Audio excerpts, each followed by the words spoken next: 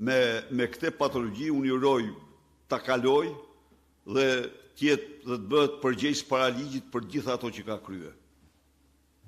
Por është një lloj si të besoj Edi Ramën që thotë mora pyetje nga Eduardi që më thotë se ato lidhjet me Sorosin si i ke dhe ky fillon e flet me vete duke mashtruar shqiptarët. Eduardi ekziston vetëm në mendjen e tij, është vetë Edi Rama. Kështu që është kur gënjen në çdo gjë është e vështirë të besohesh. Dhe pyetja e dytë, zoti Berisha, i takon negociatave që Partia Demokratike ka me aleatët e saj, duke qenë se jemi vetëm 3 ditë momentit kur partitë politike do duhet të regjistrojnë koalicionet në Komisionin Qendror të Zgjedhjeve. Sipas burimeve të mia, Partia Demokratike ka arritur një marrëveshje me Partinë e Lirisë duke i siguruar 4 mandate në listë të mbyllur, Partisë Republikane 1, Partisë Agrare Ambientaliste 1, PPD-s Vangel Dules 1 dhe negociatat janë në vijim me Shpëtimi Drizin, ku Partia Demokratike nuk shkon më shumë se sa 1 deputet. Negociatat janë vazhdim me forca tjera politike, nuk kam tagër të komentoj negociata në zhvillim. Negociatat janë vazhdim edhe kur të përfundoj do t'ja u njoftojmë. Ne jemi të hapur për negociata me të gjitha forcat politike, edhe partitë e reja, pa diskutim, dhe uroj që të realizojnë atë se një koalicion për 11 majnë është rruga e fitores përfundimtare të Shqipërisë, ne jemi të hapur ndaj tyre. Zoti Berisha, Bekim Bici, Top News. Zoti Berisha, kur thoni që do të shkrini spakun dhe qëndrimet e tuaja publike ndaj strukturës së posaçme antikorrupsion, a nuk mendoni që është dekurajim për punën e kësaj strukture, pasi vlen të theksohet që në muajt e fundit ka patur operacione kombëtare dhe ndërkombëtare në bashkëpunim me ndërkombëtarët, jo vetëm kundër korrupsionit, por edhe kundër krimit të organizuar. A e dekurajon, le të themi, paralajmërimi juaj ndaj SPAK punën e tyre? Jo. Ajo që unë kam thënë dhe nuk duhet të interpretohet në këtë mënyrë sepse unë e kam sqaruar shumë herë dhe e sqaroj përsëri, ju siguroj që për Partinë Demokratike zbatimi i ligjit dhe lufta me zero tolerancë e krimit të organizuar dhe korrupsionit mbeten objektiva të pandryshueshme. Por ajo që kam thënë, Shqipëria nuk ka dhe nuk mund të ketë drejtësi politike. Drejtësi politike të cilën të cilën është produkti i ndërhyrjeve brutale të Edi Ramës, por edhe ish departamentit shtetit më parshëm. Departamenti shtetit më parshëm duhet pranuar se diplomat të lartë amerikan si Gabriel Escobar dhe Yuri Kim kanë kërkuar publikisht përsekutimin e Sali Berishës dhe përsekutimin e tij dhe burgosin e tij. Kështu që a pajtohem unë me një prokurori politike kur, sepse të pajtosh me një prokurori politike do të pajtosh me diktaturë. Ajo s'mund të ndodhë. Por, duke thënë këtë, atë rruga është një reformim. Qofse doni ta dini ju, rruga e reformimit nuk mund të bëhet në vlerësimin tim pa ekspertizën më të mirë të Komisionit Venecias. Komision që është ligjhartuesi më i mirë që ekziston në njohuritë e mia. S'pari, së dyti, unë jam shprehur për reformim. Unë nuk pranoj një institucion që nuk ka asnjë lloj kontrolli. Ai institucion është pa kontroll. Ky institucion me kushtetut duhet të ketë kontroll. Si çdo institucion tjetër, check and balance. Së treti, nuk unë pranoj që ky institucion të regjistroj telefonat e gjykatësve ku çon dosjet. Kjo nuk shkon. Unë e kuptoj që duhet të ketë institucion që të regjistroj telefonat e gjykatësve, duhet të ketë telefon që të regjistroj telefonat e prokurorëve, të regjistroj telefonat e politikanëve sipas kërkesave të institucioneve të drejtësisë dhe të kujdo. Por ama, kjo përbën një konflikt absolut interesi. Dhe ju garantoj që çdo person që ka njohurit më elementare të funksionimit sistemit drejtësisë, këte e quhen të papranueshme. Ja pra, janë dhe nuk e ignoroj, do punohet me ekspertët më të mirë për rivendosjen e standardeve ndërkombëtare në funksionimin e sistemit drejtësisë në Shqipëri.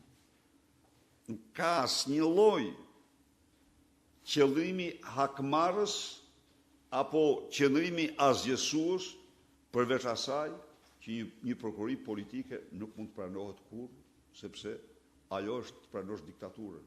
Të pranosh diktaturën, nëse ti arreston 3 lider të 3 partive kryesore opozitare, të 3 në hetim, në kështu, nëse me fjalë, kjo më rëfu, nuk them.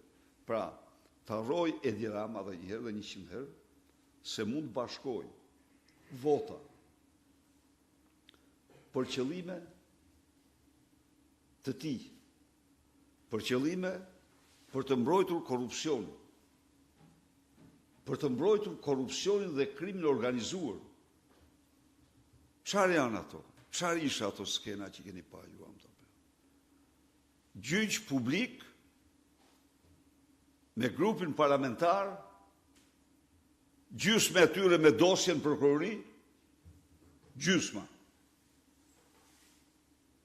e tyre kundër një procesi në të cilën unë nuk e njoh me hollësi, po do njoh një gjë, besoj gazetaren investigative, që ka faktuar se laboratori ushqimor nuk ekziston dhe është paguar shuma për laboratorin ushqimor. Tani, nga i ndoli Edi Ramës kjo dhimbshuri kaq e madhe, nga i rodhi, e ka hallën e vetë, ta them unë ty, e ka hallën personal, sepse dosja me Gonigal ka filluar të eci zotëri. Jo që është ngrit në kam, po ecën, është nis drejt Shqipërisë. Po, ju them unë ju, edhe s'ka gjë që shpëton. Milionat. Keni siguruar dosjen? Jo s'kemi siguruar, po kjo është mënyrë figurative. Figurative do mëse ajo, qofse është ngrit në kam, ajo s'ka ku shkoj, me Gonigal Edi Rama, ata në raport njëri me tjetrin, janë karshi njëri tjetrin. Po, sepse nuk po flitet ma, e keni vure që s'flitet për dosjen e New Yorkut, flitet vetëm për dosjen shqiptare tani në Washington. U ngrit në kam ajo. Ajo do vi, është nis drejt Shqipërisë. Në Shqipëri ka 2 referenca. Edi Rama, Damiani. Damiani thotë unë kam bërë dëshmi. Damiani ka bërë dëshmi, absolutisht ka bërë. Sepse Damiani ka ngarkuar Edi Rama. Mos të kemi dyshime. Ndaj dhe në këtë aspekt, Rama është krejtësisht i pa shpresë dhe siguroj që qeveria shqiptare e dal nga zgjedhjet e 11 majit do ta ekstradoj Edi Ramën në qoftë se gjykata e Washingtonit e kërkon ekstradimin ose do ta ndëshkojë në Shqipëri sipas rregulla ligjit. Dosja aty parat nga zyra e Edi Ramës shkuante me Gonigali, nuk ka më akt korruptiv më të turpshëm të nivelit më të lartë, atë nuk e fut dot në thesma. Iku u hapa, ja u thash, presidenti Donald Trump ja preu kokën gjarprit. Ai që e mbronte nuk është ma. këtu nuk kama, ai qytetarë shqiptarë janë direktu me Edi Ramën. Dhe një pyetje për të ndalur sërish tek çështja e SPAK dhe qëndrimet e Partisë Demokratike ndaj kësaj strukture të posaçme. A jeni në koordinim me kreun e grupit parlamentar të Partisë Demokratike me zotin Gazmen Bardhi, i cili vetëm ditën e sotme, pak më herët, u shpreh që është në mbështetje të SPAK, ndërkohë nga ana tjetër ju e konsideroni si prokurori politike. Problemi është ky. Si do ta quash ti grupin parlamentar të Partisë Demokratike një grup të bashkuar në diversitet? Kjo, tani ju s'keni çfarë kërkoni nga ne. Ne u themi të vërtetë aty. Kjo është, ai ndan këtë mendim, është me të dhe është po kontribon në fakt. Pavarësisht nga ndërhyrjet, ai vazhdon dhe kontribon, për shembull,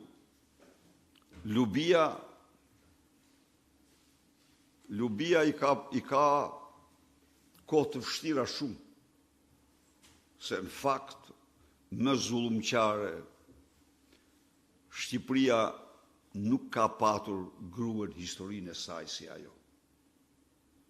Burr nuk mund të them se është Edi Rama, po ajo, prandaj dhe jam detyruar t'i them Lubi. S'njef, kufi s'njef asgjë, plaçkit këtu, plaçkit aty, nuk mund ta imagjinoni ju me çdo drejtor të tendera, ka patur mbi 12 miliard tenderime dhe që s'del asgjë. Më thoni mua jo 12 miliard ku janë? Ku janë? Absolutisht nuk ka asgjë tjetër përveç tunelit Llogaras që akoma s'është hapur në 2 kalimet.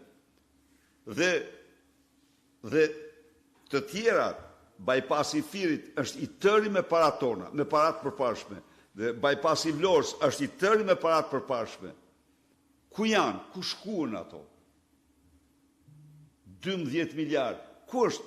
E dini ju që ka 15 vjet rruga Quks, Qaf Ploç, dhe gjërit fritë për të? Nuk të ndodhë, kam thapë. Rruga, s'ka përfunduar akoma rruga Korç Kolonjë. Pra, ku janë, ku shkuan, shqiptarë duhet të pyesin, ku shkuan? 5 herë kanë inauguruar tunelin e Murrizit. Do përfundoj këtë vit, do përfundoj pas kaq muajve, tani thonë me 14 mars. Dhe shofur, ja kishin mbyll derë një shtëpi, e kishin vut në 2 anë të rrugës edhe fut një familje aty. Pra, kjo është njeriu më i papërmbajtur. Dhe tani gjykoj se të gjitha vjedhjet e të mërshme që Edi Rama ka bërë në Bashkinë e Tiranës e ka patur këtë agentin kryesor. Se aty ka që është shef kabineti, aty ka patur një funksion kjo shumë të rëndësishëm aty. Po, doli kjo tani, prandaj dhe ai denoncim që ka bërë sot zoti Bardhi me 11.3 kg dokumenta, është guri i të mbyturit në qafë. Po, guri i të mbyturit në qafë është ajo dosje, me 11 kg dokumenta.